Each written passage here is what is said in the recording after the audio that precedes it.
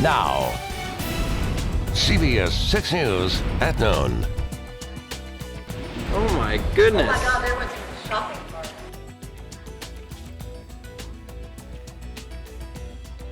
Dark clouds and then a downpour. This video shot inside a store where people were taking cover from the storm. High water on area roads after the heavy rain came down. It did flood some neighborhood streets that several motorists attempted to cross. And the big question today, was it a tornado that swept through Hanover County? Thanks for joining us. I'm Cheryl Miller. CBS 6 Storm Team 6 meteorologist Carrie Rose is here to fill us in on what she saw in the video of the clouds and whether there could be a repeat of stormy weather today. Hi, Carrie. Hi, Cheryl. Well, let me answer your question first. It was not a tornado. It has been ruled damaging straight line winds. What I do want to show you as we look at this video that there was at one point, this was sent in to us by one of our viewers here as he was tracking this. This is near the Mechanicsville area where some of that wind damage happened in Hanover County, and we can see a lowering below the base, and it was rotating as I've been watching this video. It's pretty ragged, it's not very well organized, and that funnel right there never touches the ground, and that is certainly pairs well with what we have seen so far as the damage on the ground from that severe thunderstorm last night as it moved through parts of Hanover County to near Mechanicsville. Again, that is just a funnel, never made contact with the ground, therefore it's not a confirmed tornado. But our Jake Burns has been out surveying some of the damage there. He is up in that area right now at the Ashland Berry Farm, I believe. Jake, what have you seen while you've been up there all morning looking at the damage?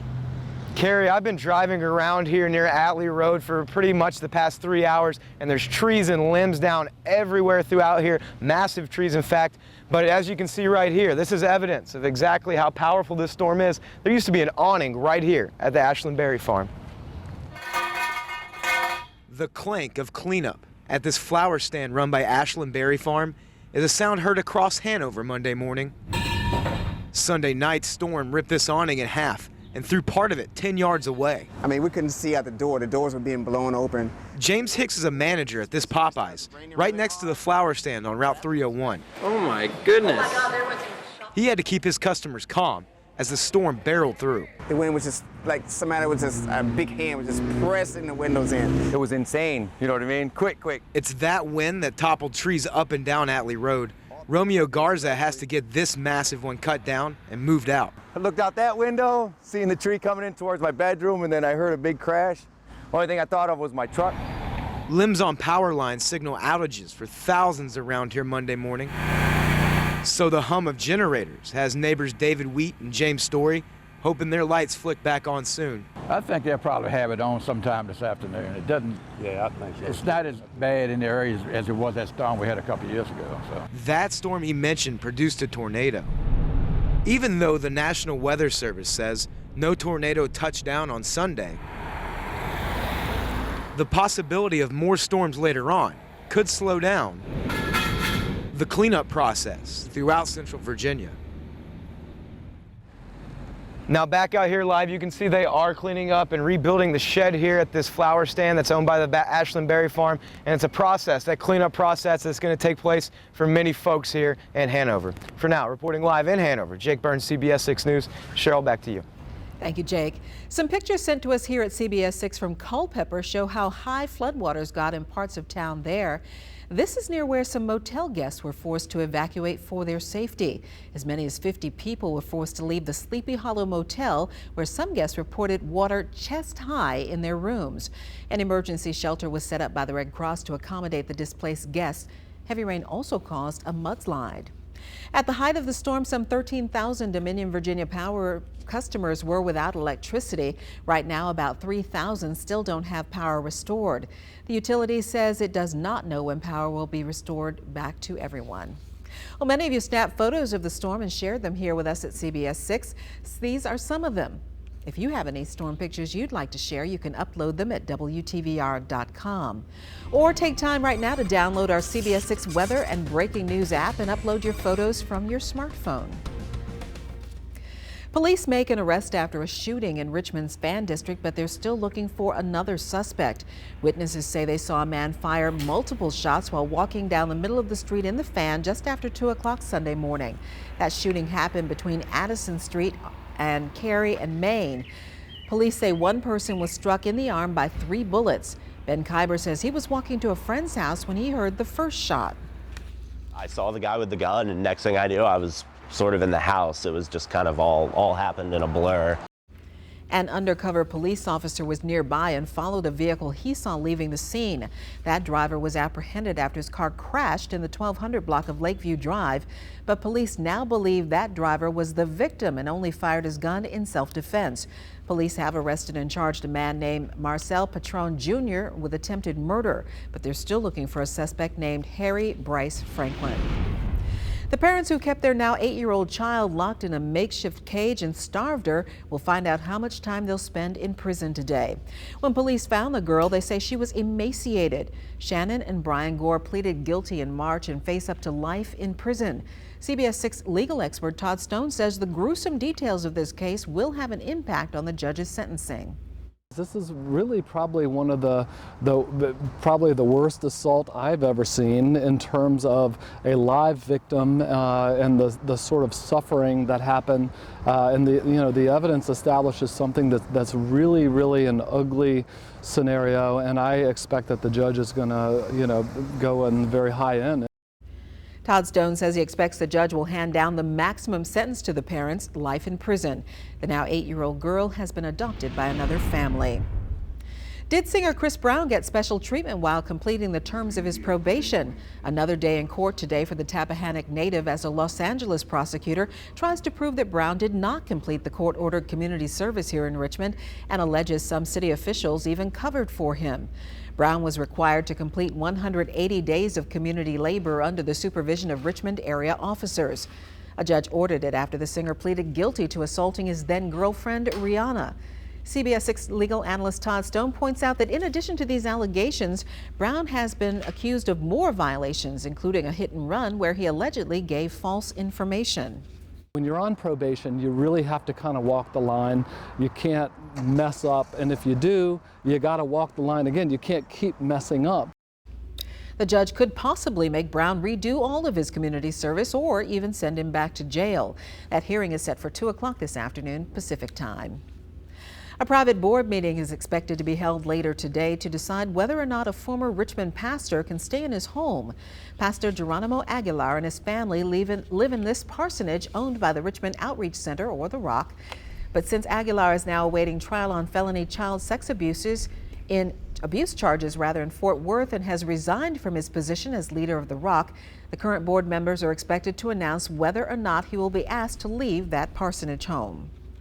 We may sell it, we may keep it, and then have that as the residence for the incoming pastor, whoever that may be. We're not quite sure yet. 3 other Rock pastors resigned their positions last week. Despite that, the current members say they plan to keep the church moving forward. A CBS 6 update from Hanover this afternoon. A family of chimpanzees will be moving to Houston Zoo. Earlier this year, Hanover County asked Curtis Shepperson to relocate 4 of the 6 chimps living on his property after 2 had escaped and he was lacking proper licenses. The county gave Shepperson a June 23rd deadline. Shepperson was concerned, saying chimps form families and removing just some of them would be traumatic to the animals. Today, though, the Lincoln Park Zoo project announced that all 6 chimps will move to the Houston Zoo together. Logistics are still underway, but the move is expected to take place later sometime this year.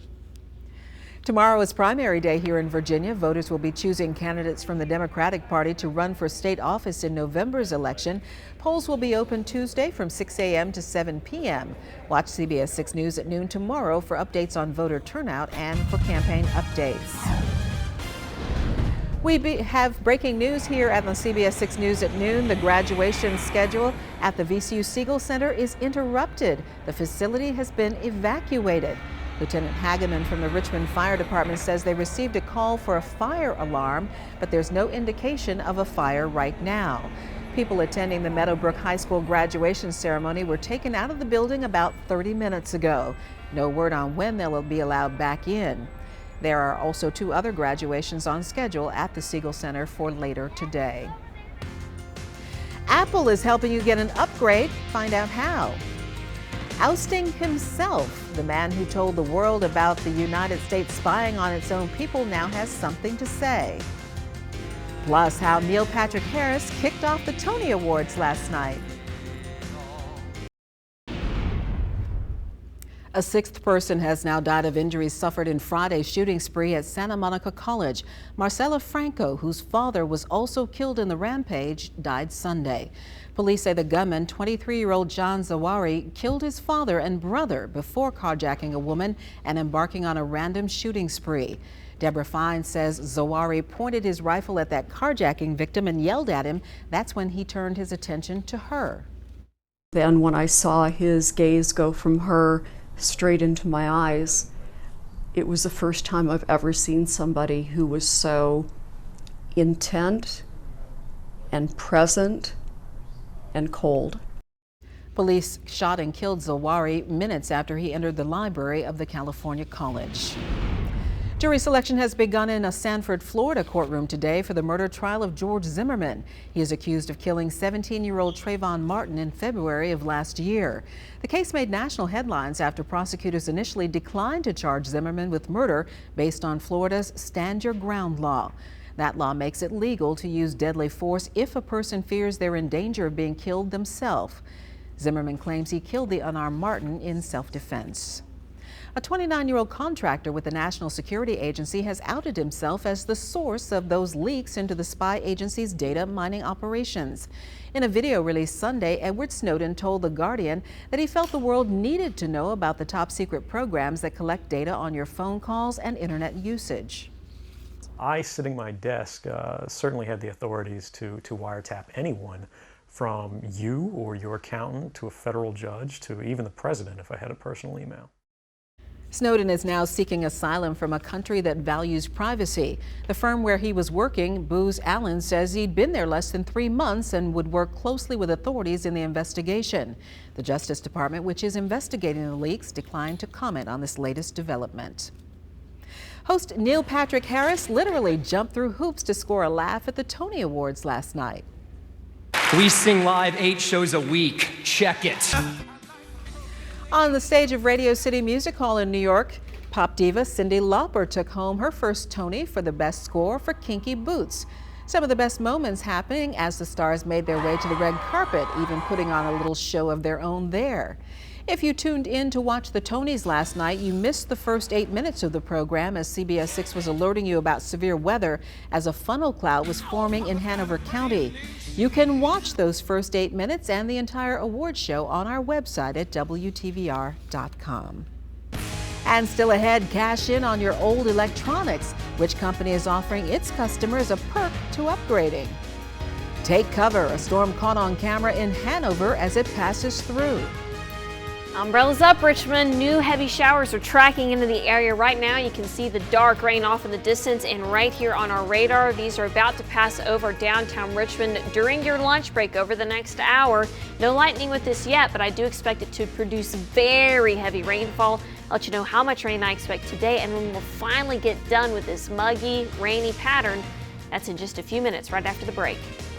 Now from the CBS 6 Storm Team, meteorologist Carrie Rose.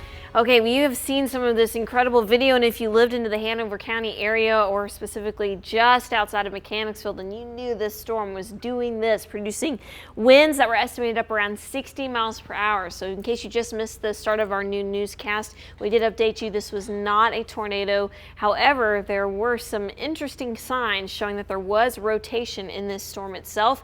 And let me show you some of those pictures for you so that you can see what this was like.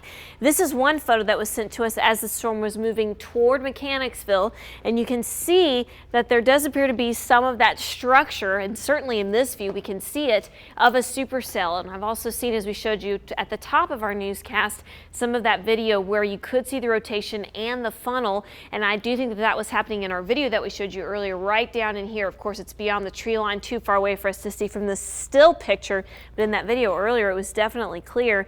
It's just that the funnel never touched the ground. And so what was happening out of this broad rotating supercell thunderstorm is that it did produce damaging straight line winds up to 60 miles per hour or stronger as it was tracking through Hanover County. And then of course it was also a very efficient rainfall producer. This photo sent to us in Goochland from Irene, and also this is near Greenwood Elementary. And this is really the thing that I really want to point out to you. This is an excellent picture to illustrate this point. This is obviously a neighborhood. These are roads that these folks know very well, but in some cases, whenever you see the water covering it, you may not know in some instances if the road underneath there is still there, especially after days and days of this very heavy rainfall. And because of that, we do have a flash flood watch in effect. Everybody in this hunter green shade, you're included in that flash flood watch generally until tonight through midnight. And then these other shades, these kind of teal shades here, that's where we have flash flood warnings for some of the creeks and rivers that have already been inundated with very heavy rainfall. In addition to the heavy rainfall threat, we do also have the wind damage threat again today, just like yesterday, out of our strongest storms. And there is the potential that we could get some more of those supercells like I just showed you the picture of. And those are the ones that rotate that can produce tornadoes. The one yesterday, not a tornado for us, but it did produce damaging winds, again, in excess of 60 miles per hour. So here's the weather that you need to know. We've got this flash flooding threat today. So heavy rain equals a flooding threat. Best advice, turn around, don't drown if you see water on the roadway. And our severe threats today will generally include damaging wind gusts around 60 miles per hour, stronger, just like yesterday, and then also the potential for tornadoes if we can get some rotating storms. I have seen some peaks of sun clearing here as I've looked at satellite imagery, and that's not a good sign because that can lead to stronger storms. It is very warm and muggy, and that has been what we've seen outside. We haven't had many breaks in the clouds over Richmond, but it has certainly, despite that, allowed us to stay quite muggy, lots of moisture to work with. We've had that southerly flow. It's already quite warm, 80 degrees for us. Relative humidity values have stayed way up there, 70th, 80th percentile for us, indicating just that rich moisture that's available for us. You can see general track has been to the northeast for this, and we're about to get some very heavy rainfall right here into downtown Richmond. And each of these, where you see the red and orange shades, those are producing rainfall rates of about 1 inch to 2 inches per hour. So I do expect this to be a very wet lunch break for most of us here in the heart of downtown Richmond. Now the rest of today, scattered showers and thunderstorms, some of which will produce very heavy rainfall. As I mentioned, 1 to 2 inch per hour rainfall rate. And then we finally get out of this pattern by late Thursday once another storm system sweeps through. Cheryl? Thank you, Carrie. On Wall Street, investors will soon find out about current spending habits of Americans. The latest retail sales figures will be released in this week. Shopping has picked up recently. A handful of mall stores say sales rose about 3% in May. On Friday, a better than expected jobs report gave markets a major boost. Here are your midday numbers on this Monday from Wall Street. The Dow has picked up 23.5 points at 15,271. The Nasdaq is up just about 13 points at 3,482. We'll have the day's closing numbers on the CBS 6 News at 5:30. Apple set to announce an iPhone trade-in program. The idea is to have users with older iPhones upgrade to the latest version. Apple's growth has slowed recently, and the company is now looking to boost its business. Last month, Samsung's Galaxy phone outsold the iPhone. Apple's also set to debut a new music streaming service called iRadio. Still ahead, a bacon lover's dream. Bacon dishes most of us couldn't even dream up. So how did Richmond's first ever bacon festival turn out? And why some have one big complaint? On today's Richmond Lifestyles calendar, enjoy the swing jazz sounds of the Gypsy Roots in a free concert tomorrow night at the Twin Hickory Library in Henrico County. Showtime is 7 p.m. For more information, call 290-9200. Huge crowd came to the 17th Street Farmers Market in Shockoe Bottom to taste some of the best bacon-infused dishes the city has to offer. These are some pictures from the first ever Bacon Festival in the city. You can see more in our photo gallery at WTVR.com. And we did get a lot of Facebook comments on our page about the venue, suggesting that maybe it was a bit too small of an area and maybe organizers might want to consider another location next year. Well, since this was the first ever, they weren't exactly sure how many people were going to come. It was popular. I think they were pleasantly surprised. Yeah. Thanks for joining us here at noon. Have a great day.